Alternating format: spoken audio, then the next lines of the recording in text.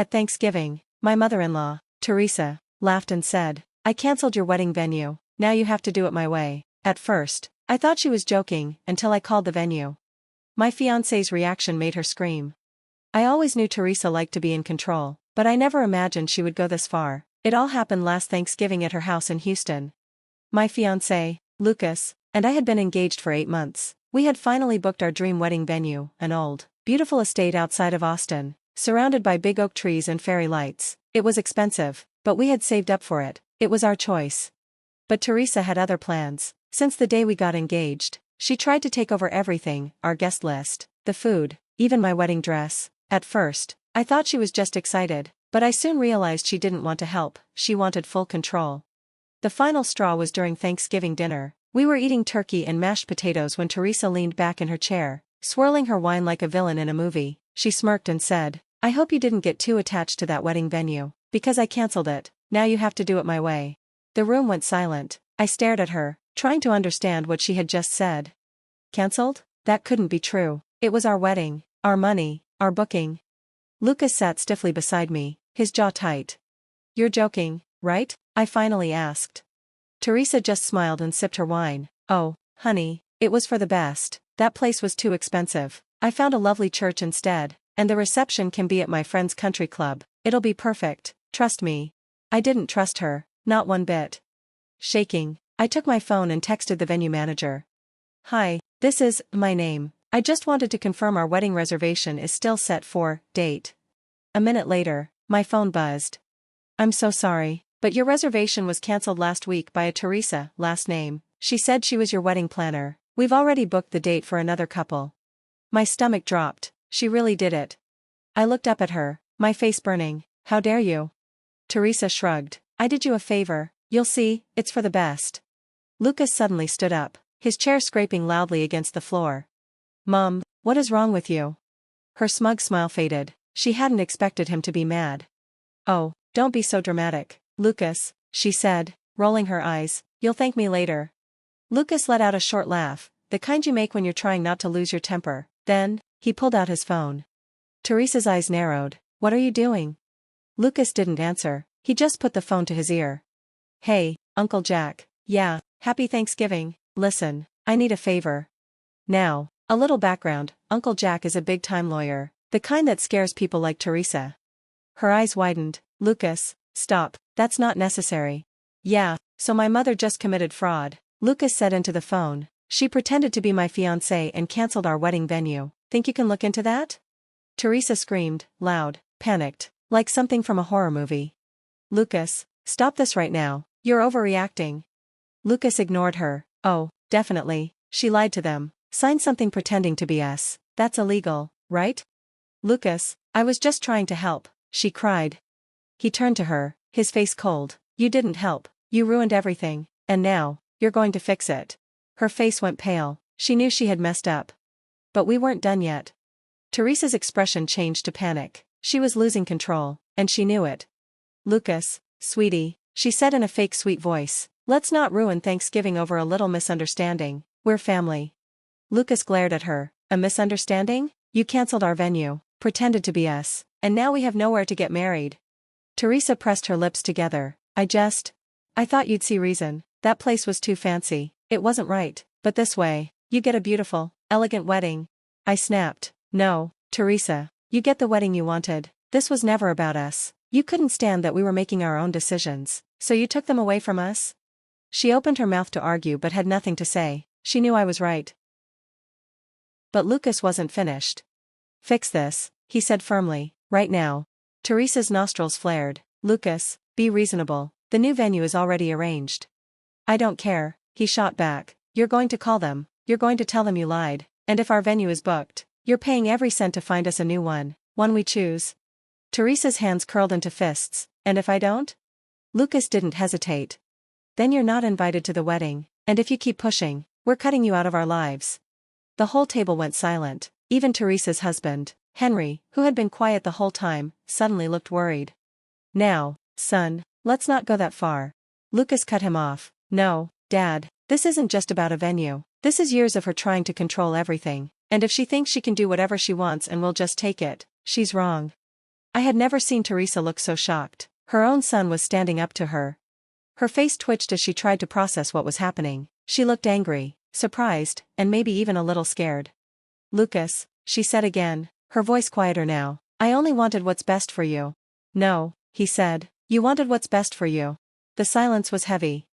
For the first time, Theresa was facing real consequences, and she didn't like it. Then, just when I thought she might give in, she did something I didn't expect. She smirked. A slow, knowing smirk that made my stomach sink. "Oh, sweetheart," she said, tilting her head, "you think you're in control? That you can just threaten to cut me off and I'll give in?" She shook her head, still smirking. "You're forgetting something important." Lucas crossed his arms. "And what's that?" Theresa leaned forward, resting her elbows on the table. "The money." A chill ran down my spine. I knew Theresa and Henry were wealthy. They loved to show it off. They always reminded Lucas that they had helped him succeed. But Lucas and I had worked hard to be independent. We never wanted to depend on them, but I knew what she meant before she even said it. She turned to me, smiling like a cat that had trapped a mouse. "Oh, dear, you didn't think Lucas paid for that venue all by himself, did you?" My heart stopped. Lucas went completely still. "What are you talking about?" he asked. Theresa's smirk grew wider. "That venue, the expensive one you two were so in love with, I saw the contract. I know exactly how much it cost and exactly where the deposit came from." I felt dizzy. Lucas had told me he paid for it with his savings. Theresa chuckled softly, looking pleased with herself. "I transferred that money into your account months ago. I saw when you withdrew it, so technically, I paid for the venue, and if I paid for it, well..." She paused, drawing out the moment, her smirk deepening. "That means I have every right to decide where the wedding happens, doesn't it?" Lucas's face went pale. I couldn't breathe. She had tricked us. She had let us think we were in control, until she was ready to pull it all away. She leaned back in her chair, looking like she had won. Lucas exhaled through his nose, his hands clenched into fists, but then, his expression changed. He went completely blank, and that's when I knew, this wasn't over. Lucas didn't react the way she expected. He didn't yell, he didn't argue, he just stared at her, his face unreadable. The tension in the room was thick, like all the air had been sucked out. Theresa sat there like a queen who had just won the game. She thought she had trapped us, she thought we had no choice. But she had no idea what Lucas was about to do next. Without breaking eye contact, he smiled, not a happy smile, not amused, a cold, sharp smile. "Interesting," he said calmly, "so you're saying you paid for the venue?" Theresa's smirk wavered just a little.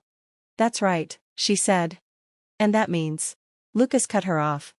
"You committed fraud." Theresa blinked. "What?" she scoffed, but her voice had a slight tremble. "Don't be ridiculous." "Oh, I'm not," Lucas said, tilting his head. "See, if you were the one who paid for it, then why was my name on the contract? Why was the confirmation sent to our email? Why did the venue tell us it was cancelled by someone pretending to be us?" Theresa's face twitched. Lucas leaned in slightly. "Mom, did you send me that money as a gift, or did you lie to the venue and say you had full control over the contract?" Her eyes darted to her husband, Henry, like she was silently begging for help.